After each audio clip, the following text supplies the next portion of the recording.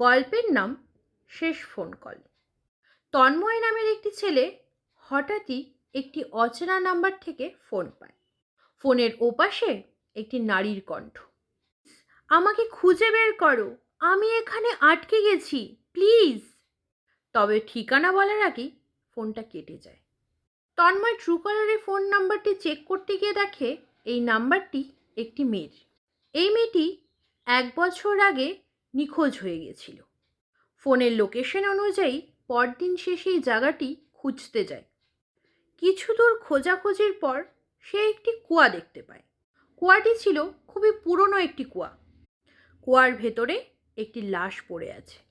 পরে জানাজানি হয় মেয়েটির আত্মা ফোন করে সবার কাছে সাহায্য চাইছিল।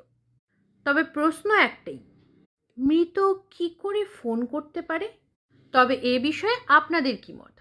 গল্পটি কেমন লেগেছে অবশ্যই আমাকে একটা কমেন্ট করবেন। Thank you.